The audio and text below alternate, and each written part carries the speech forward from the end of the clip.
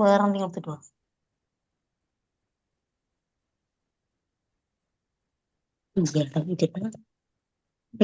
വെക്കട ഇരുതാ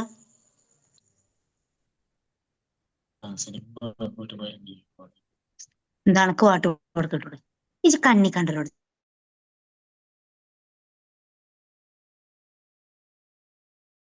ഹരേ കൃഷ്ണ. ഹരേ കൃഷ്ണ. എല്ലാവർക്കും പ്രണാമം. ഹരേ കൃഷ്ണ. ഓം നമോ ഭഗവതേ വാസുദേവായ. ഓം നമോ ഭഗവതേ വാസുദേവായ. ഓം നമോ ഭഗവതേ വാസുദേവായ. ഓം അജ്ഞാനതിമിരാന്ധസ്യ ജ്ഞാനാഞ്ജനാശലാകയ ചക്ഷുരുന്മീലിതം യേന തസ്മൈ ശ്രീഗുരവേ നമഃ. നമോ വിഷ്ണുപാദായ കൃഷ്ണപ്രേഷ്ഠായ ഭൂതലേ ശ്രീമതേ ഭക്തിവേദാന്ത സ്വാമിനിധി നാമിനേ. നമസ്തേ സാരസ്വതേ ദേവേ ഗൗരവാണി പ്രചാരിണേ നിർവിശേഷ ശൂന്യവാദി പാശ്ചാത്യദേശധാരിണേ. ജയ ശ്രീ കൃഷ്ണ ചൈതന്യ പ്രഭു നിത്യാനന്ദ ശ്രീ അദ്വൈത ഹരേ കൃഷ്ണ കൃഷ്ണ ഹരേ ഹരേ ഹരേ രാമ രാമ രാമ ഹരേ ഹരേ. ഹരേ കൃഷ്ണ. ശ്രീ ശ്രീ രാധാ ഗോവിന്ദ് ടെമ്പിൾ ഇസ്കോൺ മാംഗ്ലൂരിന്റെ ഭഗവത്ഗീത 18 ദിവസത്തെ ക്ലാസ്സിലേക്ക് എല്ലാവർക്കും സ്വാഗതം.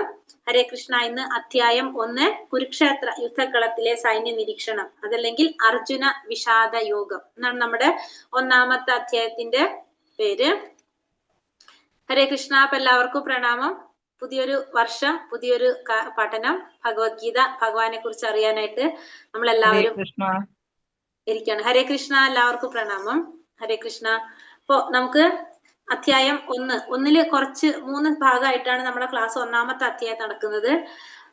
അതില് നമ്മൾ ഇന്നലെ ഓറിയന്റേഷൻ ക്ലാസ്സിൽ പറഞ്ഞിട്ടുണ്ടായിരുന്നു അല്ലെ, ഭഗവത്ഗീത യഥാരൂപമാണ് നമ്മൾ പഠിക്കാനായിട്ട് തെരഞ്ഞെടുക്കുന്നതെന്ന്.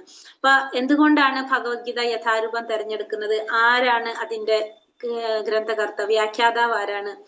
അപ്പൊ അദ്ദേഹത്തെ കുറിച്ച് കുറച്ച് കാര്യങ്ങൾ നമുക്ക് പറയാം. പിന്നെ ഭഗവത്ഗീതയുടെ മഹാത്മ്യം നമ്മൾ മനസ്സിലാക്കാം. ശങ്കരാചാര്യരാണ് ഭഗവത്ഗീത മഹാത്മ്യത്തിന്റെ രചയിതാവ്. അപ്പൊ മഹാത്മ്യത്തെ കുറിച്ച് നമുക്ക് പഠിക്കാം. അതിനുശേഷം ഭഗവത്ഗീത അധ്യായത്തെ കുറിച്ച് നമുക്ക് കാണാം, ഒന്നാമത്തെ അധ്യായത്തെ കുറിച്ച്. അപ്പൊ 3 ഭാഗങ്ങളുണ്ടെന്ന്. അപ്പോ ഇന്നത്തെ ക്ലാസ്സിൽ നമുക്കൊരു ലെങ്തി ഉണ്ടാവാം കുറച്ച്. അപ്പൊ നിങ്ങൾക്ക് ഞാൻ പറയുന്നത് മനസ്സിലാവുന്നില്ല, അതല്ല ഫോളോ ചെയ്യാൻ പറ്റുന്നില്ലെങ്കിൽ എന്നോട് പറഞ്ഞോളൂ കേട്ടോ ക്ലാസ്സില്. എല്ലാവരും മ്യൂട്ടിൽ ഇരുന്ന് കഴിഞ്ഞാൽ നമുക്ക് എളുപ്പമാണ് ക്ലാസ് മനസ്സിലാക്കാനായിട്ട് സാധിക്കും. അപ്പോ ഫസ്റ്റ് തന്നെ നമ്മള് ഇത് നമ്മൾ പറഞ്ഞല്ലേ, PPT ഷെയർ ചെയ്തിട്ടാണ് ക്ലാസ് എടുക്കുന്നത്. നമുക്ക് PPTയില് ക്ലാസ് നമുക്ക് നോക്കാം. ഒന്നാമത്തെ അധ്യായം ഭഗവത്ഗീത അർജുന വിഷാദ യോഗം, അതല്ലെങ്കിൽ എന്താണ് കുരുക്ഷേത്ര യുദ്ധക്കളത്തിലെ സൈന്യ നിരീക്ഷണം.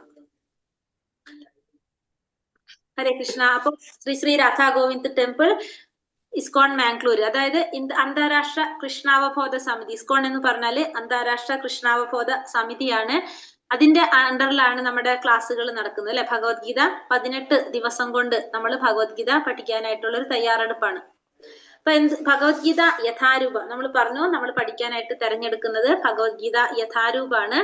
അപ്പൊ എന്തുകൊണ്ട് ഭഗവത്ഗീത യഥാരൂപം തെരഞ്ഞെടുക്കുന്നു എന്നുള്ളത് നമുക്ക് മനസ്സിലാക്കാം.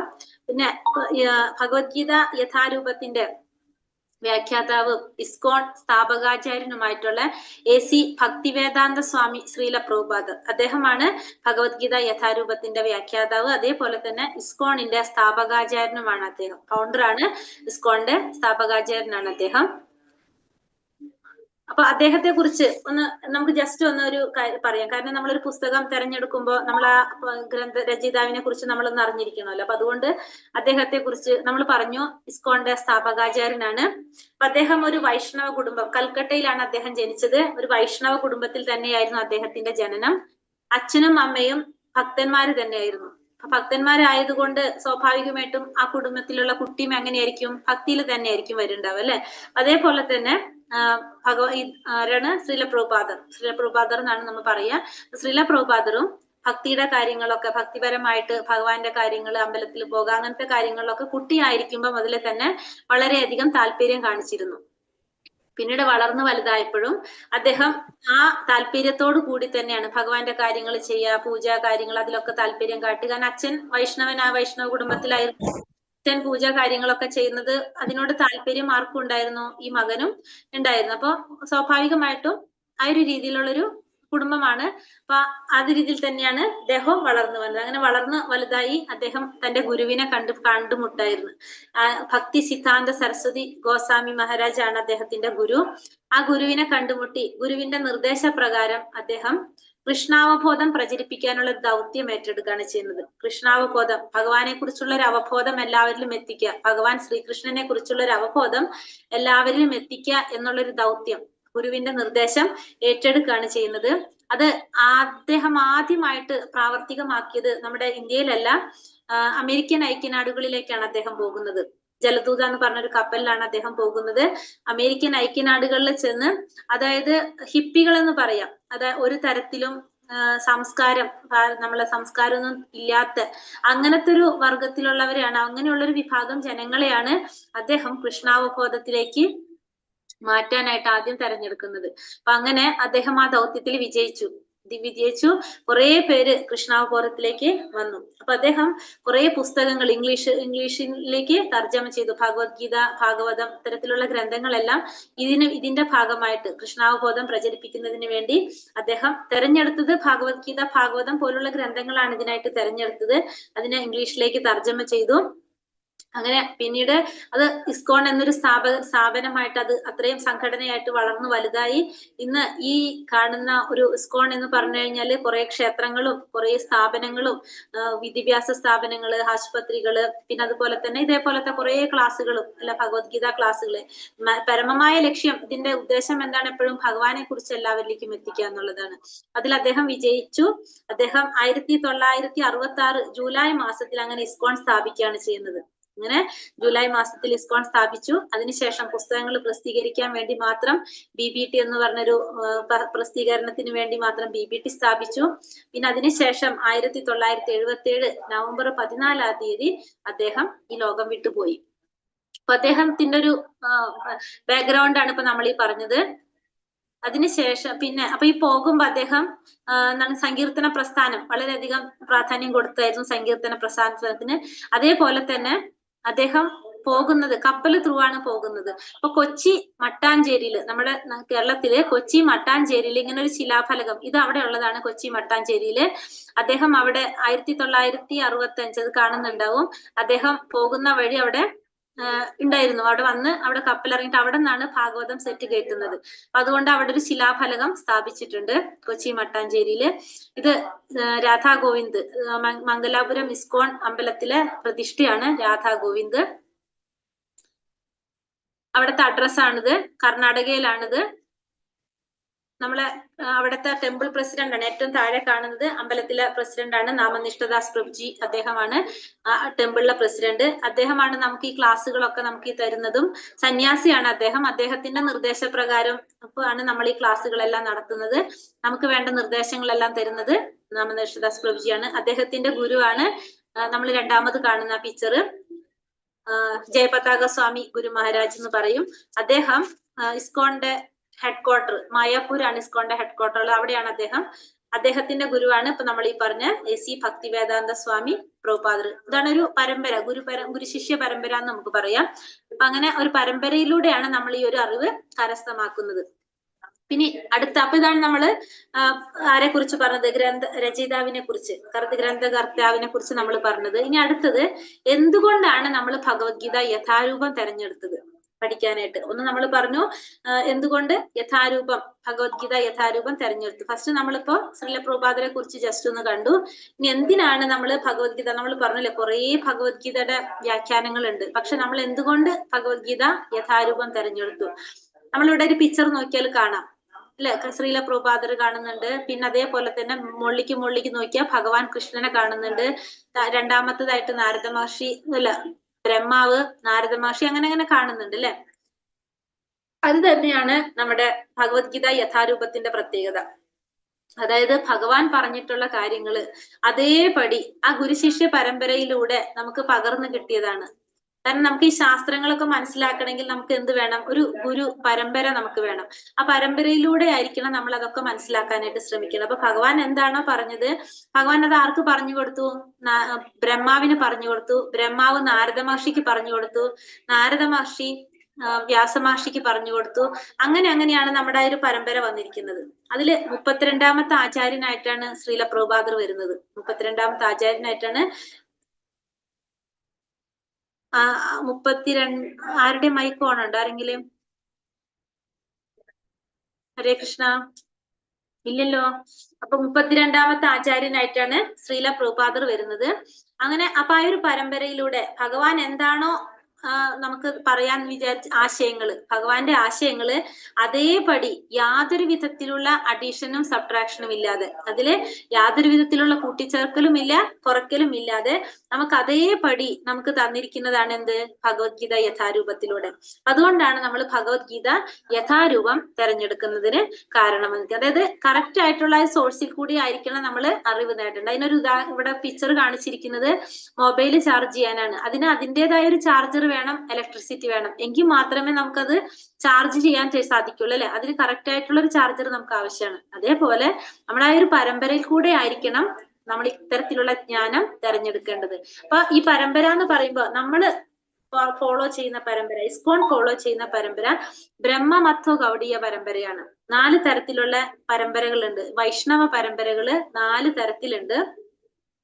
ഒന്നാമത്തത് ഏതാണ്? ശ്രീ സമ്പ്രദായം, പിന്നെ രുദ്ര സമ്പ്രദായം, പിന്നെ കുമാര സമ്പ്രദായം, 4ാമത്തതാണ് ബ്രഹ്മ സമ്പ്രദായം. ഒന്ന് ശ്രീ സമ്പ്രദായം, രുദ്ര സമ്പ്രദായം, കുമാര സമ്പ്രദായം, 4ാമത്തത് ബ്രഹ്മ സമ്പ്രദായം.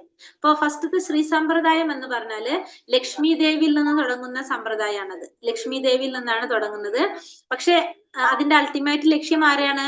ഭഗവാനാണ്. വൈഷ്ണവ പരമ്പരകളാണ് ഇതെല്ലാം. അപ്പൊ വൈഷ്ണവൻ എന്ന് പറഞ്ഞാല് ഭഗവാനെ കുറിച്ച് അറിയുന്നവനാണ് വൈഷ്ണവൻ.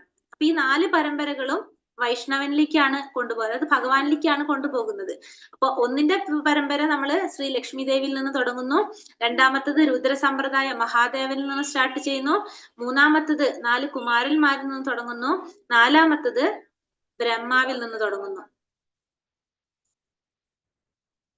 ഓക്കെ പ്രഭുജി. അപ്പൊ 4ാമത്തത് ബ്രഹ്മാവിൽ നിന്ന് തുടങ്ങുന്നു. അപ്പൊ ഈ 4 സമ്പ്രദായത്തിന്റെയും ലക്ഷ്യം എന്താണ്? ഭഗവാനെ കുറിച്ച് മനസ്സിലാക്കുക, ഭഗവാനിലേക്ക് എത്തുക എന്നുള്ളതാണ് 4 സമ്പ്രദായത്തിന്റെ ലക്ഷ്യം. അത് 4 തരത്തിൽ ചെയ്യുന്നു എന്ന് മാത്രമേ ഉള്ളൂ. ഇസ്കോൺ ഫോളോ ചെയ്യുന്നത് ബ്രഹ്മ സമ്പ്രദായം. അപ്പൊ ബ്രഹ്മ മത്വ ഗൗഡീയ പരമ്പര എന്നാണ് പറയുന്നത്. കാരണം ബ്രഹ്മാവ് നാരദ മഹർഷി, പിന്നെ മധ്വാചാര്യര്, വ്യാസദേവൻ, മധ്വാചാര്യർ, അങ്ങനെ വരുന്നതാണ് ഈ പരമ്പര. അതുകൊണ്ട് പിന്നെ ഗൗഡീയ സമ്പ്രദായം എന്ന് പറയുന്നത് ചൈതന്യ മഹാപ്രഭു എന്ന് പറഞ്ഞ ഭഗവാന്റെ ഒരു രഹസ്യ അവതാരം വരുന്നുണ്ട്. ഈ ചൈതന്യ മഹാപ്രഭു ഗൗഡീയ പരമ്പരയിൽ വരുന്നതാണ്. അപ്പൊ അതുകൊണ്ടാണ് ഗൗഡീയ സമ്പ്രദായം എന്നും കൂടി അതിൽ പറയുന്നത്. അപ്പൊ 4 പരമ്പരകളുണ്ട്. ശ്രീ സമ്പ്രദായം, രുദ്ര സമ്പ്രദായം, 3ാമത്തത് ഏതാ സമ്പ്രദായം? 3ാമത്തെ കുമാര സമ്പ്രദായം, 4ാമത്തത് ബ്രഹ്മമത്വ ഗൗഡീയ പരമ്പര. അപ്പൊ അതില് നമ്മൾ ഇസ്കോൺ ഫോളോ ചെയ്യുന്നത് ബ്രഹ്മമത്വ ഗൗഡീയ പരമ്പരയാണെന്ന് പറയാം. ഇനി ഭഗവത്ഗീത പഠിക്കാൻ വേണ്ട ഒരു പഠിതാവിന്റെ യോഗ്യതകളെ കുറിച്ചാണ് പറയുന്നത്. അർജുനൻ ഭക്തനും ശിഷ്യനും ഉറ്റമിത്രവും ആകയാലാണ് ഭഗവത്ഗീത അദ്ദേഹത്തിന് ഉപദേശിക്കപ്പെട്ടത്. അതുകൊണ്ട് അർജുനന് സമാനമായ ഗുണങ്ങളുള്ള ഒരാൾക്കാണ് ഭഗവത്ഗീത നന്നായി ഗ്രഹിക്കാൻ കഴിയുക. അപ്പൊ ഭഗവത്ഗീത പഠിക്കാൻ ഒരു വ്യക്തിക്ക് വേണ്ട യോഗ്യതകൾ എന്തൊക്കെയാ വേണ്ടത്? ഭക്തനായിരിക്കണം, ശിഷ്യനായിരിക്കണം, ഉറ്റമിത്രായിരിക്കണം. 3 കാര്യങ്ങൾ നമുക്ക് ഉണ്ടാവണം. ഭഗവാന്റെ ഭക്തനാവണം നമ്മള്, ശിഷ്യനാകണം നമ്മള്, ഉറ്റമിത്രമായിരിക്കണം നമ്മൾ. അപ്പൊ ഈ 3 ഗുണങ്ങൾ നമുക്ക് ഉണ്ടെങ്കിലാണ് നമുക്ക് എന്ത് സാധിക്കുള്ളൂ? ഭഗവത്ഗീത പഠിക്കാനായിട്ട് പറ്റുന്നുള്ളൂ എന്ന് പറഞ്ഞു. കാരണം ഭക്തൻ എന്ന് പറഞ്ഞാൽ എന്താണ്? ഏതൊരു സമയത്തും ഭഗവാന് വേണ്ടി മാത്രം പ്രവർത്തിക്കുന്ന, ഭഗവാൻ ഏറ്റവും പ്രിയപ്പെട്ടത് അല്ലെ. അങ്ങനെ നമ്മളൊരു മീനിനെ പിടിച്ചിട്ട് വെള്ളത്തിൽ നിന്ന് പുറത്തിട്ടാല്, കാരണം ആ മീൻ പെടഞ്ഞുകൊണ്ടിരിക്കും വെള്ളത്തിലെത്താൻ വേണ്ടി. അതേപോലെ ആയിരിക്കണം ഒരു ഭക്തൻ. അതായത് ഭഗവാനിൽ നിന്ന് മാറി നിന്ന് കഴിഞ്ഞാൽ ആ ഭക്തൻ ഇങ്ങനെ പെടച്ചുകൊണ്ടിരിക്കണം. കാരണം ഭഗവാനിൽ നിന്ന് മാറി നിന്നിട്ട് ഒരു വ്യക്തിത്വം ആർക്കില്ല? ഒരു ഭക്തനില്ല. അതായിരിക്കണം ഒരു ഭക്തന്റെ മനോഭാവം. ശിഷ്യനായിരിക്കണം. ശിഷ്യൻ എന്ന് പറഞ്ഞാൽ എങ്ങനെയാണ്? ഗുരു പറയുന്നത് അതേപടി അനുസരിക്കുന്ന ഒരു വ്യക്തിയാണ് ശിഷ്യൻ എന്ന് പറയുന്നത് അല്ലെ. ഗുരുവിനെ സേവന മനോഭാവത്തോടെ ഗുരു പറയുന്നത് മുഴുവൻ അതേപടി മനസ്സിലാക്കി അനുസരിക്കുന്ന ഒരു വ്യക്തി. അങ്ങനെയായിരിക്കണം ഒരു ശിഷ്യൻ. അപ്പൊ ശിഷ്യനായിരിക്കണം, ഉറ്റമിത്രമായിരിക്കണം. ഒരു മിത്രത്തിന്റെ പ്രത്യേകത എന്താണ്? നമ്മുടെ സങ്കടങ്ങളും സന്തോഷങ്ങളും എല്ലാം നമ്മുടെ മനസ്സ് മുഴുവനും ഷെയർ ചെയ്യുന്നതാണ് മിത്രമായിട്ട്. അപ്പൊ അങ്ങനെയുള്ള ഒരു വ്യക്തിക്കാണ് ഭഗവത്ഗീത ഗ്രഹിക്കാനായിട്ട് സാധിക്കുന്നത്. ഭഗവത്ഗീത ഉപദേശകന്റെ അനുസരണം സ്വീകരിക്കേണ്ടതാണ്. അപ്പൊ ഭഗവത്ഗീത സ്വീകരിക്കേണ്ടത് ഭഗവത്ഗീത ഉപദേശകന്റെ ആജ്ഞാനുസരണമായിരിക്കണം. ഭഗവത്ഗീതയുടെ അന്തസത്ത അതിൽ തന്നെ സൂചിതമായിട്ടുണ്ട്. അതെങ്ങനെയാണ്? നമ്മളൊരു മരുന്ന് അസുഖം വന്നു നമ്മളൊരു ഡോക്ടറെ കണ്ട് മരുന്ന് പ്രിസ്ക്രൈബ് ചെയ്തിട്ടുണ്ടെങ്കിൽ ആ ഡോക്ടർ പറഞ്ഞ നിർദ്ദേശപ്രകാരമാണ് നമ്മൾ മരുന്ന് കഴിക്കുന്നത്. അല്ലാതെ നമ്മളുടെ ഇഷ്ടത്തിനോ നമ്മുടെ സുഹൃത്തുക്കൾ പറയുന്നതനുസരിച്ചോ ബന്ധുക്കൾ പറയുന്നതനുസരിച്ചല്ല നമ്മൾ ആ മരുന്ന് സ്വീകരിക്കുന്നത്. അതേപോലെ തന്നെ ഭഗവത്ഗീതയുടെ ഉപദേശകൻ ആരാണ്? ഭഗവാൻ ശ്രീകൃഷ്ണനാണ്, അല്ലെ? അപ്പൊ ഭഗവാൻ ശ്രീകൃഷ്ണൻ എന്താണോ നമ്മളടുത്ത് പറഞ്ഞിരിക്കുന്നത് അത് അതേപടി നമ്മൾ അനുസരിക്കണം. ആ നിർദ്ദേശങ്ങൾ അനുസരിച്ച് വേണം നമ്മൾ ഭഗവത്ഗീത മനസ്സിലാക്കാനായിട്ട്. അപ്പൊ ഭഗവത്ഗീതയിലെ ഓരോ താളിലും ഭഗവാനാണ് പരമദിവ്യോത്തമ പുരുഷനായ എന്ന് പറയുന്നുണ്ട്. അപ്പൊ അത് നമ്മൾ അതേപടി മനസ്സിലാക്കുക. അതാണ് നമ്മൾ എന്താണോ ഉപദേശകൻ പറയുന്നത് അത് അതേപടി ആയിരിക്കണം നമ്മൾ സ്വീകരിക്കേണ്ടത്. ഭഗവത്ഗീത മനുഷ്യ ജീവിതത്തിന്റെ ഒരു ലൈഫ് മാനുവലാണ്. ഇനി ഭഗവത്ഗീത നമ്മൾ പറഞ്ഞു ഏറ്റവും വിശേഷപ്പെട്ട ഒരു പുസ്തകമാണ് ഭഗവത്ഗീത. നമുക്കറിയാമല്ലോ, ഇപ്പൊ കുറെ നമുക്ക് മനസ്സിലായിട്ടുള്ളതാണ് ഇപ്പൊ ഭഗവത്ഗീതയെ കുറിച്ച്. ആദ്യത്തെക്കാളും കുറച്ചും കൂടി ഇപ്പൊ എല്ലാവർക്കും അതിനെ കുറിച്ച് അറിയാം. ഇത് മനുഷ്യ ജീവിതത്തിന്റെ തന്നെ ഒരു ലൈഫ് മാനുവലാണെന്ന് പറയാം. അപ്പൊ നമുക്ക് നമ്മളൊരു ഇലക്ട്രോണിക് സാധനം എന്തെങ്കിലും മേടിച്ചു കഴിഞ്ഞാൽ അത് പ്രവർത്തിക്കാൻ എങ്ങനെയാണെന്ന് അറിയാൻ നമുക്ക് സാധിക്കണമെന്നില്ല. അതിന്റെ കൂടെ ഒരു യൂസർ മാനുവൽ ഉണ്ടാവും നമുക്ക്. അപ്പൊ ആ യൂസർ മാനുവൽ ഉപയോഗിച്ചിട്ട് നമുക്ക് അതിൽ അറിയാൻ സാധിക്കും അത് എങ്ങനെയാണ് പ്രവർത്തിപ്പിക്കേണ്ടതെന്ന്. അതിനെ കുറിച്ചുള്ള ഡീറ്റെയിൽസ് ആ യൂസർ മാനുവലിൽ ഉണ്ടാവും. അതേപോലെ തന്നെ ഭഗവത്ഗീത യഥാരൂപം എന്ന് പറയുന്നത് ഒരു മനുഷ്യനായിട്ട് ജന്മം എടുത്തു കഴിഞ്ഞാൽ നമ്മുടെ ജീവിതം എങ്ങനെയാണ് കൊണ്ടുപോകേണ്ടത്, നമുക്ക് എന്തൊക്കെ ചെയ്യണം, എന്തൊക്കെ ചെയ്യാൻ പാടില്ല എന്നുള്ള കാര്യങ്ങൾ മുഴുവനും നമുക്ക് എന്തിൽ പറയുന്നുണ്ട്? ഈ ഭഗവത്ഗീതയിൽ പറയുന്നുണ്ട്. നമ്മൾ എന്തിനാണ് ജന്മം എടുത്തത്, നമ്മൾ എന്താണ്, നമ്മൾ ആരാണ്, നമ്മൾ എന്താണ് നമ്മുടെ ലക്ഷ്യം, നമ്മളെ ധർമ്മം എന്താണ് എന്നൊക്കെ എന്തിൽ പറയുന്നുണ്ട്? എന്ത് ചെയ്യാം, എന്ത് ചെയ്യാൻ പാടില്ല എന്നുള്ള കാര്യങ്ങളെല്ലാം ഭഗവത്ഗീതയിൽ പറയുന്നുണ്ട്. അതുകൊണ്ട് തന്നെ നമുക്ക് ധൈര്യമായിട്ട് നമുക്ക് എന്ത് പറയാം? ഒരു മനുഷ്യ ജന്മം കിട്ടിയ ഒരു വ്യക്തിയെ സംബന്ധിച്ച് അവരെ ജീവിതത്തിനെ നിയന്ത്രിക്കുന്ന ലൈഫ് മാനുവലാണ് എന്ത്? ഭഗവത്ഗീത എന്ന് നമുക്ക് പറയാനായിട്ട് സാധിക്കും. നമ്മുടെ ലൈഫ് മാനുവലാണ് ഭഗവത്ഗീത. ഇനി ഭഗവത്ഗീതയില് ആകെ 18 അധ്യായങ്ങളാണ് ഉള്ളത്. എത്ര അധ്യായങ്ങളുണ്ട് ഭഗവത്ഗീതയില്? 18 അധ്യായങ്ങളാണ് ഭഗവത്ഗീതയിലുള്ളത്. ആദ്യത്തെ 6 അധ്യായങ്ങൾ കർമ്മയോഗം എന്നറിയപ്പെടും. മധ്യത്തിലുള്ള 6 അധ്യായങ്ങൾ ഭക്തിയോഗം എന്നും അവസാനത്തെ 6 അധ്യായങ്ങൾ ജ്ഞാനയോഗം എന്നും അറിയപ്പെടും. അപ്പൊ ആകെ 18 അധ്യായങ്ങൾ. അതിൽ 1 മുതൽ 6 വരെയുള്ള അധ്യായം കർമ്മയോഗം എന്നാണ് പറയുന്നത്. അപ്പൊ 3 ഭാഗങ്ങളാക്കിയിട്ടാണ് തിരിച്ചിരിക്കുന്നത് ഈ 18 അധ്യായങ്ങളെ. 1 മുതൽ 6 വരെയുള്ള അധ്യായം കർമ്മയോഗം, 7 മുതൽ 12 വരെയുള്ള അധ്യായം ഭക്തിയോഗം, 13 മുതൽ 18 വരെയുള്ള അധ്യായം ജ്ഞാനയോഗം. അപ്പൊ ഭഗവത്ഗീതയിൽ എത്ര അധ്യായം? 18 അധ്യായം. 3 ഭാഗങ്ങളാക്കി തിരിച്ചിരിക്കുന്നു. 1 മുതൽ 6 വരെ കർമ്മയോഗം,